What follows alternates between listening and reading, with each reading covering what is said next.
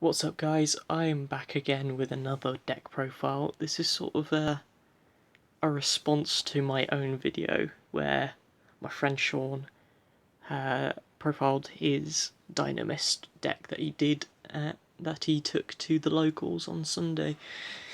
So I'm just going to get right into it because I thought I'd make my own again because I had everything and, I thought it's a cool deck.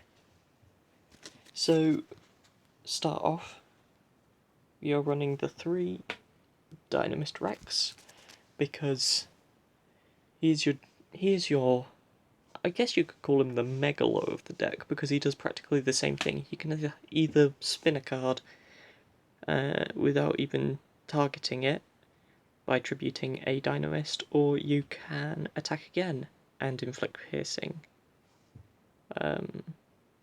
Not really much else to say. He is your game push guy, so yeah, he's really good, especially up against in the Cosmo matchup. He should be really good.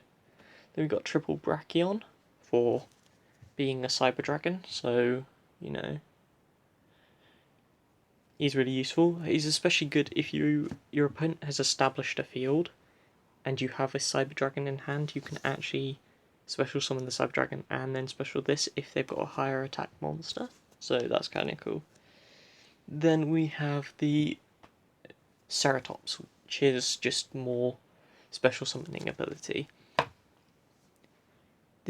All of these 3 monsters are again just good for game pushes, especially when combined together with other cards in the deck. But those are all the 5s that I have. Then for the not the 2s, the 4s. I only play 2 4s in the form of 3 Terran, which is your search card, and then 3 Plesios, which actually also helps with your game pushes because attacking over stuff that's bigger can be a problem. So that's all the Dinomists I play. And then for some of the, for the last sort of 4, I do play a Luster Pendulum, Dracoslayer, just to make some of the Dracoslayer cards, so that's there. Then I play small not Dinomist, small Cyber Dragon sort of bit. So I played the 3 Cyber Dragons, and then 2 Dre. Dre because normal summonable, and it makes 5, and then Cyber Dragon because special summonable 5. There's not much else to say about that. I do believe I did a Cyber Dragon, proper Cyber Dragon mix, but yeah. Then for the spells, for the one-offs, we have an Overload Fusion, not instant fusion, limiter removal, a Raigeki, and a Terraforming. Overload for final push plays, limiter removal for final push plays, Raigeki for board clearance, and Terraforming to get your field spell. Which, in comparison to Sean, who said that he did not like it, I actually do like it. It's actually a really cool field spell. Although I have found to open the actual field spell and Terraforming at the same time, which is nasty. So the field spell itself, Power Load, obviously turns everything into an Armades, but better. So that's why I run 2 of it. Then for the 3 ofs, I play the triple Wavering Eyes because aggro. And then an amazing card that's pretty broken is Dinomist Charge. Combine that with Wavering Eyes and then limiter removal, and you've got pretty much no minus to anything that you do with those 2 cards. So that's why I like it. Yeah, those are the only spells that I play. I don't really play any more. I could consider using a instant fusion, but I don't know. For the traps, then we got 2 Solemn Strike. Some stop summons, stops effects, and 2 Trap Stun. And then triple Rush. Again, another thing with charge that will be helpful if you keep the card on the field. So that's the entire deck. I do believe that is 40 cards, but not too sure.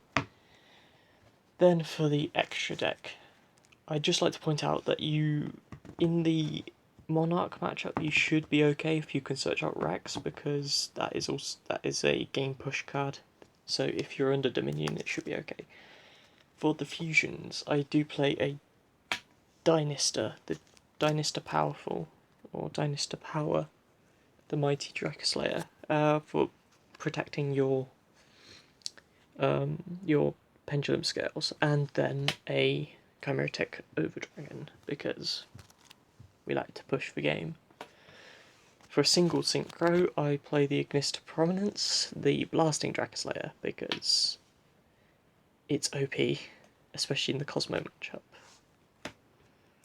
Then for the XYZs, we play 6. So first of all, this card, number 37, Hope-Woven Dragon Spider Shark. Say that 3 times fast, or 10 times fast. He's good for push plays, obviously, because he can reduce your opponent's attack by 1,000, and that's good up against quite a lot of the matchups. I do like him, and also he can revive any monster at all from the grave when he's destroyed by battle or card effects. OP. I like this card. I am really enjoying this card. So that's that. Then we play, the standard Gigant X and Dweller. Shouldn't really have to explain. Then Magister Paladin. Again, don't have to explain. Castell and 101. Again, no need to explain.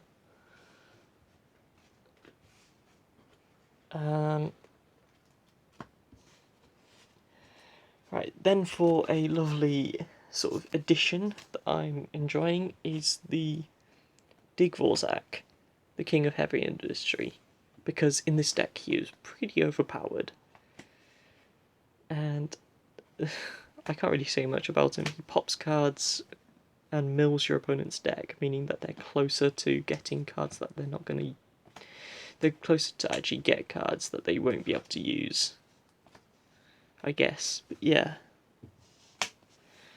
Then obviously we play the Volcasaurus, and then double Cyber Dragon Nova, and obviously to accompany Nova we have the Infinity. Of course you can't play Nova without playing Infinity, because that would be stupid. Unless you're a budget player, in which I'm sorry. But yeah, I guess that's really it for that.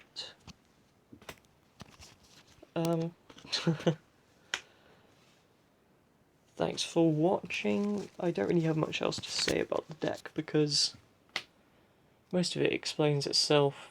You can try making this competitive, I'm not too sure. The deck did get a bit of a push with this, which I'm really glad about. And Digvorzak as well. So test these 2 cards out, they're pretty good. So I'll catch you guys in the next video, and I'll see you then.